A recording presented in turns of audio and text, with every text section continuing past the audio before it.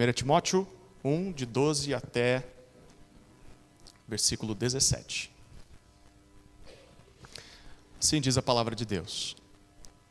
Dou graças a Cristo Jesus, nosso Senhor, que me fortaleceu e me considerou fiel, designando-me para o ministério. A mim, que no passado era blasfemo, perseguidor e insolente. Mas alcancei misericórdia, pois fiz isso na ignorância, na incredulidade. Transbordou, porém, a graça de nosso Senhor com a fé e o amor que há em Cristo Jesus. Esta palavra é fiel e digna de toda aceitação, que Cristo Jesus veio ao mundo para salvar os pecadores, dos quais eu sou o principal. Mas, por esta mesma razão, me foi concedida misericórdia, para que em mim, que sou o principal pecador, Cristo Jesus pudesse mostrar a sua completa longanimidade e eu servisse de modelo para todos os que hão de crer nele para a vida eterna. Assim, ao Rei eterno, imortal, invisível, Deus único, honra e glória para todos sempre. Amém. Vamos orar? Deus, fala conosco nessa hora e nos lembre o que é o Evangelho e o que ele faz na vida daquele que nele crê. Nos alegramos com essa manhã. Nos alegramos porque salvação alcançou vidas, a salvação em Cristo. E esse é o motivo de festa. Oramos para que o Teu Espírito nos conduza à exaltação de Cristo. Em nome de Jesus. Amém. Bom, o que é o Evangelho? O que o Evangelho pode fazer na vida de alguém? As pessoas que vocês vão ouvir em breve são pessoas que responderam essas duas perguntas. Ao longo desses meses, responderam o que é o Evangelho, aprenderam sobre isso, fizeram perguntas sobre isso e responderam sobre isso. E como o Evangelho muda a nossa vida, o que ele produz em nós. O apóstolo Paulo é alguém que foi encarregado por Deus a anunciar esse Evangelho. Se você acompanhar comigo o versículo 11, que foi o versículo anterior ao texto que nós lemos, ele fala do Evangelho, segundo o Evangelho, da glória do Deus bendito, do qual fui encarregado. Paulo tinha sido encarregado de anunciar esse Evangelho. E havia um problema, como é um problema para todos nós. O problema é o seguinte: nem todo mundo quer ouvir o Evangelho, nem todo mundo aceita o Evangelho, nem todo mundo crê no Evangelho. E muitas pessoas usam desculpas para isso. E uma das desculpas mais comuns, quando isso acontece, é apontar para a vida daquele que está pregando o Evangelho. Você já ouviu frases como essas? Quem você pensa que é? Eu te conheço desde pequenininho. Eu sei os seus podres. Eu sei toda a tua capivara. Eu conheço você desde pequeno, você cresceu conosco. Eu sei dos teus erros. Eu sei o que você já fez. Quem você pensa que é? Para dar sermão, lição de moral, falar de mudança de vida, falar de conversão, falar de salvação. Eu ouviria de outra pessoa, mas de você eu não ouço. Bom, parece que Deus, na sua infinita sabedoria, escolheu a pessoa certa. O apóstolo Paulo, que antes não era apóstolo, e nem chamado de Paulo. Saulo de Tarso. E ele aqui descreve como o Evangelho o alcançou e como ele respondia a esses críticos, o que se torna um exemplo para todos nós. Como Paulo respondia a pessoas que diziam esse tipo de coisa. E como aqueles que creem no Evangelho devem responder. Bom, nesse texto que nós lemos, nós vemos uma gratidão, no versículo 12. Depois nós temos o testemunho pessoal de Paulo, versículos 13 até 15. Em terceiro lugar, ele fala do propósito disso. Por que Deus fez isso com ele? No versículo 16. E por fim ele termina em louvor, versículo 17. Então são 4 partes da nossa exposição aqui. Primeira, gratidão. Olha o versículo 12 mais uma vez. Dou graças a Cristo Jesus, nosso Senhor, que me fortaleceu e me considerou fiel, designando-me para o ministério. Paulo diz que para que ele cumprisse o ministério, que era pregar o evangelho, Cristo fez duas coisas por ele. O que Cristo fez? Versículo 12. Primeiro, o fortaleceu. Está vendo isso aí na sua Bíblia? A ideia aqui é de revestir com força, uma força que você não tinha antes. Eu não era capaz de fazer isso, mas Jesus Cristo me deu essa força. Mas ele não só fez isso, em segundo lugar, o versículo ainda diz, e me considerou fiel. Deu um voto de confiança, por isso deu forças. Deus confiou a Paulo essa missão e o fortaleceu para cumpri-la. E como Paulo reage a isso? O versículo 12 começou dizendo, eu dou graças. Eu agradeço. Todo aquele que entendeu o Evangelho, todo aquele que creu no Evangelho e serve a Jesus, de alguma maneira, de alguma forma, toda pessoa que crê em Jesus sabe que não merecia nada disso. Se eu estou falando com alguém que creu em Jesus, se você crê em Jesus, você sabe que não merecia. Não sabe? Antes das outras pessoas dizerem que você não merecia, você sabe que não merecia. Você se conhece, você sabe dos teus pensamentos, como a tua cabeça é fértil para o mal, como os teus lábios são rápidos para falar maldades, os nossos pés se apressam para aquilo que é ruim. Não merecíamos. Por isso Paulo agradece. Eu dou graças. Eu poderia continuar na minha cegueira, estar ignorante quanto à salvação, mas o Senhor me salvou. Crente orgulhoso é uma contradição. Não existe. Se ele está orgulhoso é porque ele esqueceu do Evangelho, e ele precisa relembrar o Evangelho. Ele não merecia. E pelo que eu sou grato? Qual é o ponto principal da minha gratidão? É o que Paulo apresenta no seu testemunho, versículos 13 a 15. O testemunho de Paulo é apresentado em duas partes. Primeiro ele fala quem ele era. Todo testemunho começa assim. E aqui tem um detalhe, a maioria das pessoas quando começa a descrever o seu testemunho, gasta muito tempo falando quem era. Né? E assim, a ponto de talvez até ter saudades daquela época. Nossa, naquela época eu curti a vida doidado. E aí depois fala, mas Jesus me salvou. E amém, né, gente? Vamos. Então gasta mais tempo falando dos podres do que dos benefícios do que Cristo fez. Paulo não faz isso. Ele tem um equilíbrio. Mas primeiro ele fala quem ele era, e depois ele fala o que Cristo fez. Quem ele era, ele gasta um versículo só. Para falar do que Cristo fez, ele gasta 2 versículos. Ele gasta mais tempo falando de Cristo do que de si mesmo. Quem ele era? Olha o versículo 13 mais uma vez. Mas, ou melhor, a mim, versículo 13, 1 Timóteo 1,13. A mim, que no passado era blasfemo, perseguidor e insolente. Mas alcancei misericórdia, pois isso fiz na ignorância, na incredulidade. Bom, no passado, o apóstolo Paulo está falando da vida dele antes de conhecer a Jesus. No passado, quem Paulo era? Bom, ele era chamado de Saulo de Tarso, um homem judeu, um homem que foi criado, nasceu na linhagem de Benjamim, um homem que era fariseu, e o fariseu era o grupo religioso mais rígido da sua época. Um homem muito sério, zeloso com a sua crença. E esse homem, judeu, fariseu, rigidamente religioso, diz que era 5 coisas antes de conhecer a Cristo. Primeira, blasfemo. Está vendo isso aí no versículo? Blasfemo. Sabe o que significa blasfêmia? Falar mal da verdade. Difamar o que Deus diz. Principalmente sobre Jesus Cristo. Nós conhecemos um pouquinho do histórico de Paulo. Temos estudado isso no livro de Atos. Ele sim acreditava em Deus, sim acreditava no Antigo Testamento, mas ele negava tudo aquilo que os discípulos de Jesus falavam sobre Jesus. A blasfêmia de Paulo era em relação a Jesus Cristo. Apesar de ler o Antigo Testamento, valorizar o Antigo Testamento, ele não entendia o Antigo Testamento.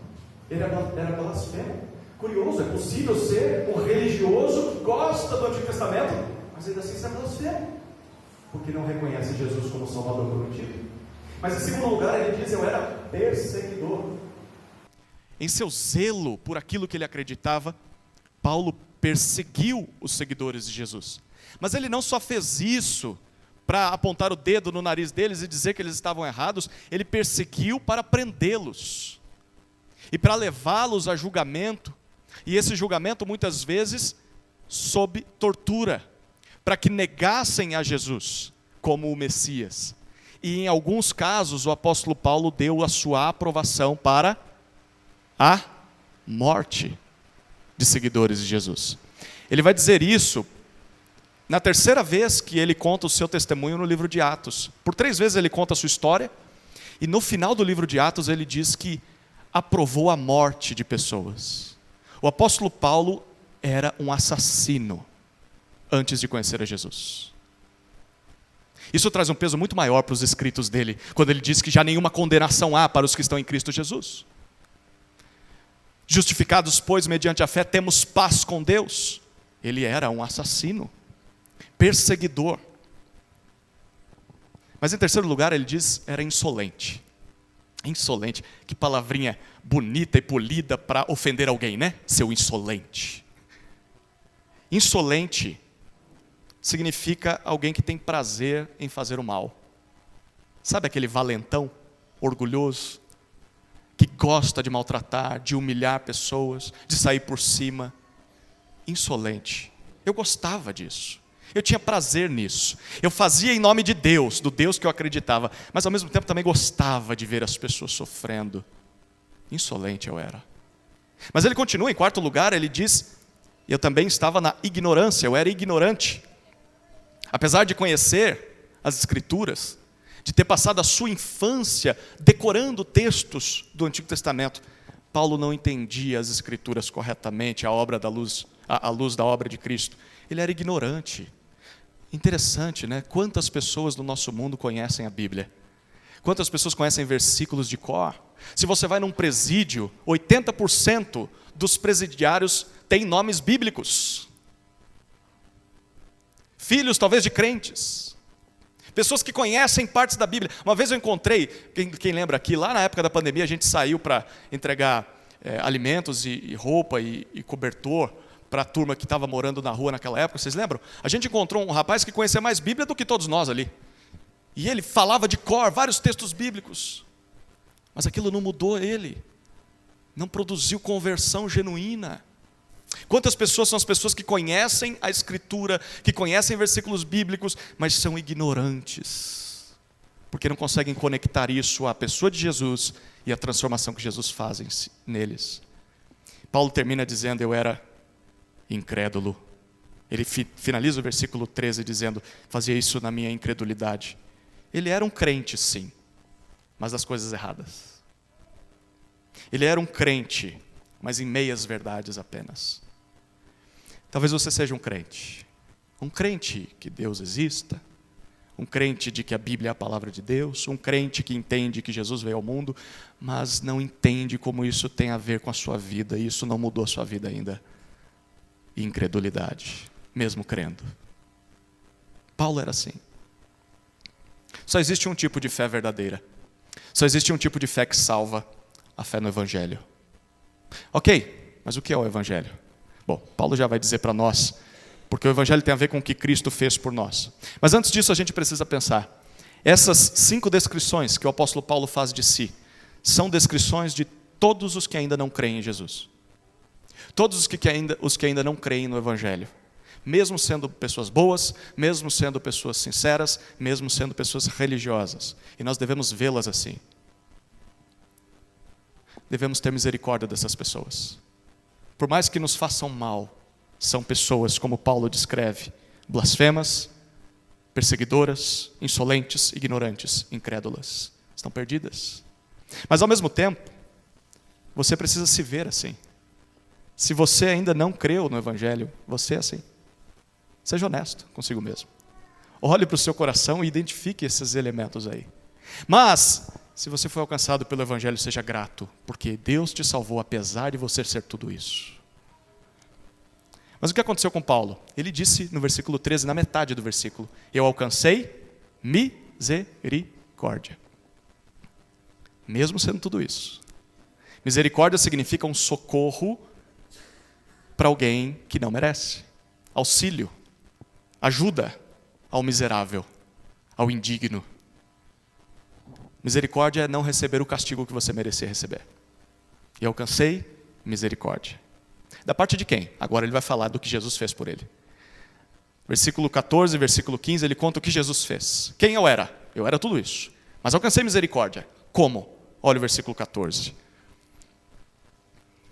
Transbordou, porém, a graça de nosso Senhor, com a fé e o amor que há em Cristo Jesus. Versículo 15. Esta palavra é fiel e digna de toda aceitação, que Cristo Jesus veio ao mundo para salvar os pecadores, dos quais eu sou o principal.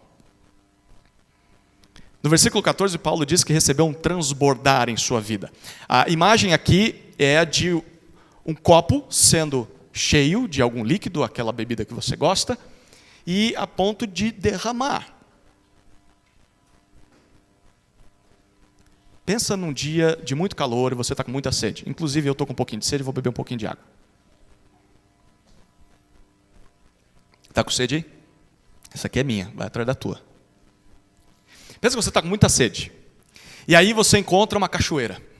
Que delícia, não? Uma água cristalina, pura, geladinha. E aí você está morrendo de sede. Como que a gente faz quando chega assim? Muita sede mesmo. Quando a gente chega num lugar onde tem água boa assim. A gente quer pular dentro da água, né? E o que Paulo está usando aqui, a palavra derramou, recebeu um transbordar, é a imagem de alguém morrendo de sede, não chegando na cachoeira, pegando um pouquinho de água e bebendo, mas entrando de boca aberta debaixo da cascata de água, a ponto de transbordar. Eu recebi mais do que eu precisava, mais do que eu merecia.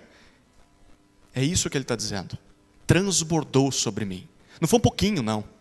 Foi mais até do que eu sou capaz de receber, de compreender. O que transbordou sobre a vida de Paulo? Olha o versículo 14. Transbordou a graça de nosso Senhor. Graça é uma outra palavrinha importante quando a gente quer entender o Evangelho. Ele falou de misericórdia. Misericórdia é não receber o castigo que você merecia. Graça é receber o bem que você não merecia. Por um lado, a misericórdia te livra do castigo. A graça te dá presentes, bênçãos, benefícios, bondade que você não merecia. Quando se desfruta disso? Quando é que a gente entra debaixo dessa cachoeira? Paulo diz no versículo 14 ainda, através da fé e do amor que há em Cristo Jesus. Este é o transbordar da misericórdia de Jesus. Esse é o transbordar da graça. Quando a gente não é tratado como merece, com o castigo que merece, e recebe tudo que não merece, recebe o perdão, a salvação. Quando nós cremos em Jesus. E ao crermos em Jesus, nós descobrimos o quanto Ele nos ama. Essa é a cachoeira da salvação. Você já desfruta disso? Essa imagem de receber tanta graça, sem conseguir mensurar e contar, sem conseguir desfrutar de tudo plenamente, porque é tanta graça. Por ter crido em Jesus, você desfruta disso? A pergunta é, se você não desfruta, o que você está esperando? O convite para a cachoeira está feito. É só crer em Jesus. É para você também. Bom, Paulo no versículo 15 apresenta uma verdade. E ele diz que essa verdade é fiel e digna de toda aceitação. O que ele vai dizer no versículo 15 é confiável. Vem da parte de Deus. Você pode confiar nisso. E o que ele fala é o Evangelho. Uma das perguntas que nós fizemos para os batizandos e para aqueles que estão chegando também de outra igreja é que descrevam o que é o Evangelho. Eu não sugeri esse versículo de propósito, tá? Porque eu ia pregar aqui para vocês, mas vocês agora podem enriquecer a resposta de vocês com esse versículo. O apóstolo Paulo, ele resume o Evangelho em 3 partes. O que diz o versículo 15? Primeira parte do Evangelho. Se você tem dificuldade de descrever o que é o Evangelho, está aqui. Cristo Jesus veio ao mundo. Está vendo aí? Cristo Jesus veio ao mundo. O Santo Filho de Deus, o eterno Filho de Deus, se fez homem, viveu entre nós, e nós sabemos o seu final. Morreu numa cruz. Cristo Jesus veio ao mundo. Segunda afirmação do Evangelho. Segunda parte. Para salvar os pecadores. Porque Jesus morreu. A morte de Jesus não foi por causa dele. A morte de Jesus não foi um castigo aos seus pecados. Foi uma substituição. Naquela cruz, Jesus foi pendurado em meu lugar, em seu lugar. O castigo que nós merecíamos, ele tomou sobre si. Era uma santa substituição diante de Deus. A cruz não tem a ver com Jesus e você. A cruz, claro que tem, mas entendo o que eu estou querendo dizer. Não é uma dívida que Jesus tem com você. A cruz não é uma dívida que ele está pagando com o pecado. A cruz não é uma dívida que Jesus está pagando diante do diabo, diante da morte. A cruz é uma dívida que Jesus está pagando diante de Deus. O diabo é só um espectador daquela cena. É Deus Pai e Deus Filho resolvendo o nosso problema naquela cruz. Por amor. Que transbordar de graça e misericórdia. Cristo Jesus veio ao mundo para salvar os pecadores, assumir o castigo que nós merecíamos, para recebermos o que só Jesus merece, a vida eterna, o perdão dos pecados. Terceira parte do Evangelho, ele diz, e isso aqui não pode sair da nossa boca nunca, como termina o versículo 15, dos quais eu sou o principal. Cristo Jesus veio ao mundo para salvar os pecadores. Até aqui, as pessoas podem até concordar, mas talvez se excluam desse grupo de pecadores. Não, isso é para esses miseráveis aí, eu não preciso desse negócio. Paulo diz, dos quais eu sou o principal. Ele não diz eu era, porque tem gente que acha que porque criou no Evangelho, era pecador, não é mais. E que pecado assim, é só uma coisa horrorosa, grotesca, né, daquelas que te leva para a cadeia, ou acaba com o seu casamento. Mas que não são pequenas coisinhas, tipo orgulho, tipo a ira, tipo a inveja. Não, essas coisas não são necessariamente pecado. Não, Paulo não reconhecia assim. Ele diz, eu não era pecador apenas. Eu sou pecador. Eu não deixei de ser pecador. E é assim que um salvo pela misericórdia e graça de Jesus se vê no presente como pecador. Não só no passado, mas ele não só se vê como um pecador. Já ouviu essa frase? Na igreja a gente ouve bastante, né? Todo mundo peca, todo mundo erra. Principalmente se ouve isso quando você vai exortar alguém que está com o coração duro. Aí a pessoa diz, mas quem é você para me confrontar? Você também peca. Eu já vi você errando. Quem é você para apontar o dedo para mim? Quem é você para mostrar o que a palavra de Deus diz? Paulo discordaria disso. Porque Paulo diz, eu sou pecador, mas eu sou o principal deles. Eu sou o pior de todos, porque eu me conheço. Tudo que você tem de dizer de ruim sobre mim, eu já deveria saber. E olha, eu tenho muito mais informações para te dar. Quando alguém te falar mal de você, apontando para um pecado seu, reconheça assim, eu sou tudo isso aí, sou mais ainda. É que você não conhece nem uma parte apenas. Eu sou o pior. Eu sou o principal dos pecadores. É assim que alguém salvo se vê. Quando a pessoa se afasta do Evangelho, ela esquece disso. O mais indigno de ser salvo sou eu. E você também deve pensar dessa forma. Paulo se via assim. Isso é o Evangelho, o sacrifício de Jesus por nós. E isso é o que o Evangelho produz na vida de alguém que crê. Uma salvação que ele não merece. Mas tem um propósito. E no versículo 16 nós vemos o propósito. Olha o 16. Mas, por esta mesma razão, me foi concedida misericórdia, para que em mim, que sou o principal pecador, Cristo Jesus pudesse mostrar a sua completa longanimidade e eu servisse de modelo para todos os que hão de crer nele para a vida eterna. A misericórdia de Deus na vida de Paulo não serviu apenas para salvá-lo, mas ele diz, também serviu para me usar como modelo. E a palavra que ele usa aqui para modelo é a mesma para exemplo, para uma exposição. Paulo está dizendo, eu sou como que uma obra de arte, uma caricatura, um exemplo para o qual as pessoas vêm e olham e observam. Deus me constituiu como isso. Um modelo de quê? Ele diz no final do versículo 16, para todos aqueles que também viriam a crer e ter a vida eterna. Olha o que Paulo está dizendo. Se ele, que é o principal dos pecadores, é como ele se via, se ele encontrou salvação, sabe o que Paulo está dizendo? Jesus pode salvar qualquer um. Se eu pude ser salvo, e eu era o que menos merecia, Jesus pode salvar você. Ninguém pode chegar diante de Deus e falar, os meus pecados são tão grandes, que eu não mereço esse negócio. Isso não é para mim. Isso é para os outros. Eu não sou bom o suficiente. Paulo está dizendo, você está redundamente certo e errado ao mesmo tempo. Sim, você não é bom o suficiente, mas o evangelho é para quem não é bom o suficiente, como você. O evangelho é para quem reconhece isso. Paulo foi aquele que foi salvo sem merecer. E ele disse, se eu fui salvo, você pode ser salvo. Qualquer um pode ser salvo. Em Paulo, ele diz no versículo 16, Cristo mostrou a sua completa longanimidade. Sabe o que significa longanimidade? Pensa no seu ânimo, no seu pavio. Tem gente que tem pavio desse tamanho assim. E tem gente que tem pavio longo. Pensa num compasso. Sabe o compasso que a gente usava na escola?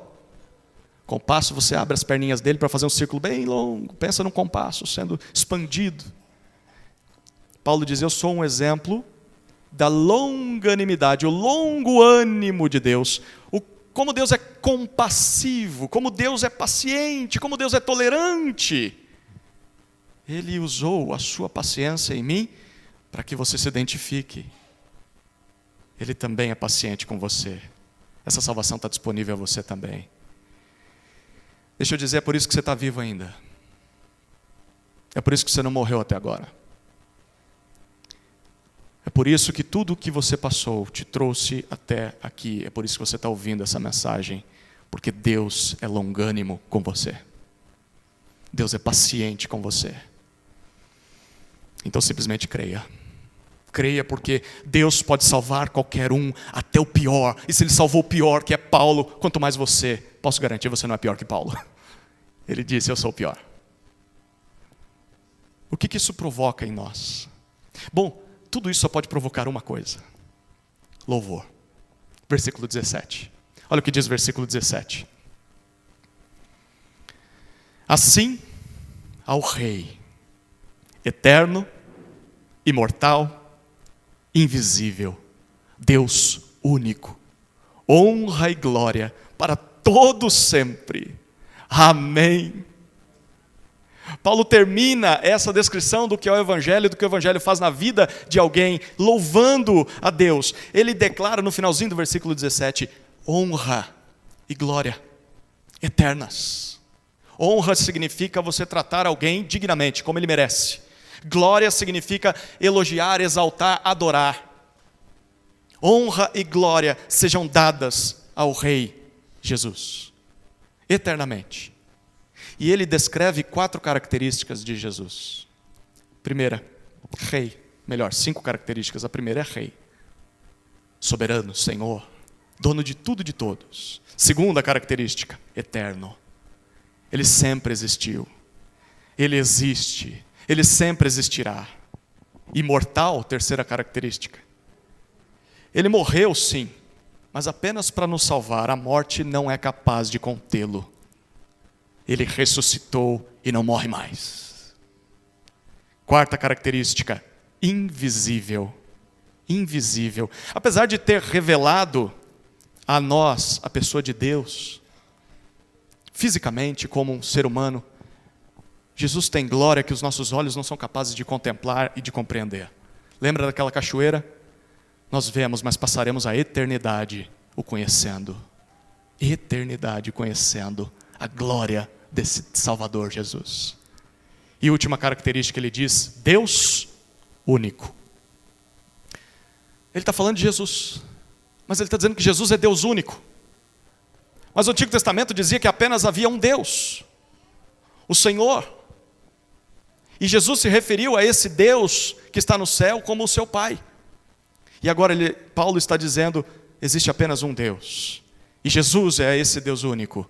Ele é um com o Pai, Ele é um com o Espírito, só que é um mistério. Como que a gente explica isso? São três, mas são um. Paulo ele não tenta explicar o mistério, ele só adora o mistério. Ele só diz, por mais que eu não consiga compreender, isso é a verdade. Só existe um Deus que nos salva por meio de Jesus. Deus Pai, Filho e Espírito. E Paulo, mesmo não compreendendo, mesmo se reconhecendo como um ser completamente inferior, ele nos convida, pelo Evangelho, a adorar a esse Deus. Dedicar toda a honra, toda a glória, eternamente. E aqui está o ponto principal para nós. Essa adoração pode e deve começar agora. Não é, quando eu estiver no leito de morte, talvez eu comece a adorá-lo. Eu me renda a Ele. Eu vou já então me preparar para a honra e glória eterna. Não, é agora. Agora. A adoração eterna ao Rei Jesus começa agora. Só que é um treino. Só que é um exercício para aquilo que a gente vai fazer na eternidade. Então o convite de Paulo para o louvor é a todos nós hoje. Creia no Evangelho e louve a esse Deus que nos salvou por meio do Evangelho. O que é o Evangelho? Bom, o Evangelho é a mensagem de que Jesus veio ao mundo para salvar os pecadores, dos quais nós somos os principais. Creia nisso. E o que o Evangelho pode fazer na vida de alguém? O Evangelho não só nos salva por misericórdia e graça, mas o Evangelho produz gratidão na nossa vida. O Evangelho produz testemunho, como Paulo deu seu testemunho. O Evangelho produz exemplo para aqueles que virão a crer. E o Evangelho produz louvor. Que isso seja visto na tua vida, não só hoje, mas por toda a eternidade. Amém? Vamos orar? Senhor, muito obrigado pela tua palavra. Obrigado pela mensagem do Evangelho que nos foi anunciada nesse momento. Obrigado por aqueles que já creram no Evangelho e que já assumiram um compromisso público de fé em Jesus, que já passaram pelo batismo, que já são membros de uma igreja, que já são membros dessa igreja. Mas nós te agradecemos também por aqueles que estão se achegando a esse grupo. Aqueles que vão agora testemunhar da sua fé no Evangelho. E oramos, Senhor, para que eles também sejam aceitos, tanto para o batismo quanto para serem membros dessa igreja. E oramos, Senhor, por aqueles que aqui estão e são amigos, parentes, amados. Que lembrem-se e saibam que essa mensagem também é para eles, é para todos. O convite do Evangelho é para todos, basta se render a Jesus. A transformação é Ele quem opera. É o Senhor quem vai nos mudar. E o Senhor sabe exatamente quem nós somos. O Senhor tem um plano perfeito para nos transformar. Basta crermos no Evangelho. Te louvamos por isso, Senhor. E queremos, com um cântico agora, fazer isso também. Em nome de Jesus. Amém.